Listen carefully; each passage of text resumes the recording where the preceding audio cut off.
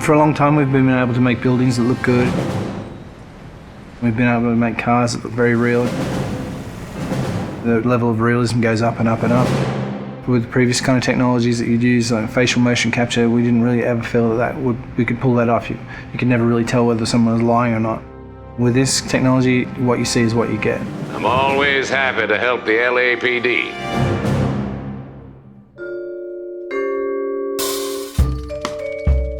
We started research on it about 5 years ago. Back then, only research groups were really doing it, this kind of 3D mesh generation from optical cameras. We thought that there might be some application for what we were doing, and this story is a detective story, so the believability of the actors' performances is key to gameplay. That's one of the key strengths of our system. We can actually see all the subtle features that animation traditional ones just can't do. Cole Phelps, traffic. What have we got? It's really acting a scene in two parts. The motion capture and then the motion scanning. The motion capture captures all the body movements and where people look, so it gives you all of the eye lines. Regulator valve. Good find. Then we'd move over to this studio where an actor would typically go into makeup in the morning and then they'd have their hair done in a 1940s hairstyle. Then they'd come into a room and sit in the seat behind me, and what the rig does is capture a volume around them. You've got cameras not only around, but also looking upward and downward as well. So any kind of movement is going to cut out some of the information. And they deliver their lines, and as they talk, they get processed and turned into 3D. And action.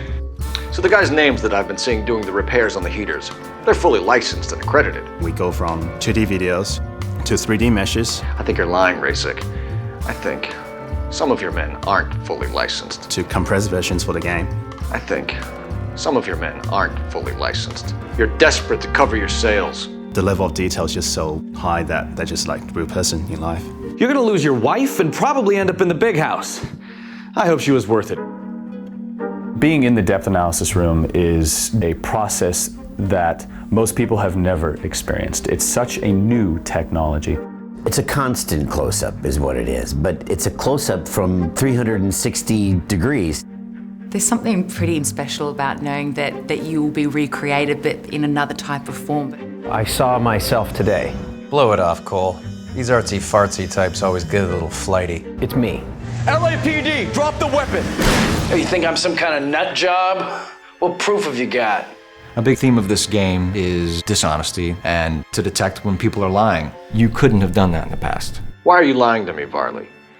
The better you are at reading people, the more things it'll reveal, and the story goes different ways if you do that. The only way you're going to get rid of me is to give me an answer. You're out of your depths here, detective, and you're asking the wrong questions of the wrong people. Having this realism really helps. You're literally talking to that person and then seeing how they behave by asking questions. Why did you kill Mrs. Terrellson? I have no recollection of the people I have killed. So what if I took a look around that car? You can't be accusing me of nothing. You've got the wrong guy.